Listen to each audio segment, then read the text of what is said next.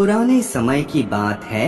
एक दिन राजा अपने मंत्री के साथ अपने राज्य की हालचाल देखने के लिए जा रहा होता है। वो देखता है कि एक किसान पथरीली और उबड़-खाबड़ वाले जमीन में गहरी नींद सो रहा था। उस किसान को देखकर राजा अपने मंत्री से कहता है कि जरा इसे देखो, ये बेचारा इस बेचैनी भरी स्थिति में भी कितनी शांति से सो रहा है, और जो इतनी अच्छी जगह के बावजूद भी। मंत्री ने कहा, महाराज, ये किसान अब इस प्रकृति में ढला हुआ है, इसलिए वो अच्छे से सो रहा है। अब उसने अपनी इसी जिंदगी को एक्सेप्ट कर लिया है।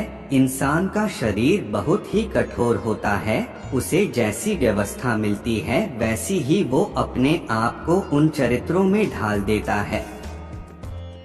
राजा ने अपने मंत्री से कहा कि मुझे ये बात सच नहीं लगी। राजा ने कहा कि हमें इसकी परीक्षा लेनी होगी। वह किसान की परीक्षा लेने के लिए उसे अपने साथ राजमहल में ले जाता है।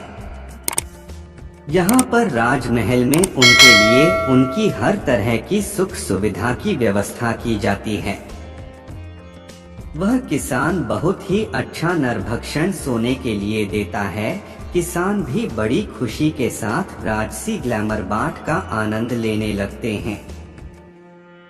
इसी तरह किसानों को राजमहल ने आए हुए 2 महीने हो गए। अब किसान भी इस सब सुख सुविधा का गुलाम बन गया था।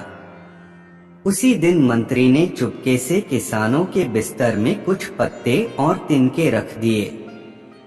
किसानों को तो अब इन सब सुख सुविधाओं की लत लग गई थी, इसलिए वो देखने में ऐसे पत्ते और तिनके रखने की वजह से पूरी रात करवटें बदल रहे थे। उसकी नींद भी पूरी तरह ठीक नहीं हुई।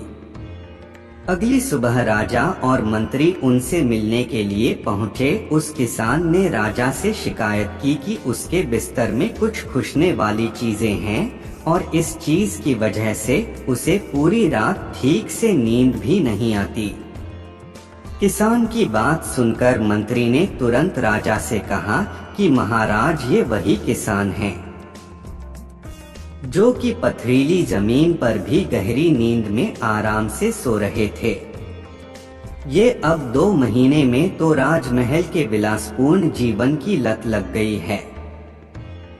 अब तो इसे पत्ते और तिनके भी चुभने लगे। देखा महाराज, मेरी कही हुई बात सच निकली ना कि मनुष्य के स्वभाव के अनुसार ढलता है और वो किसी का दास बन जाता है।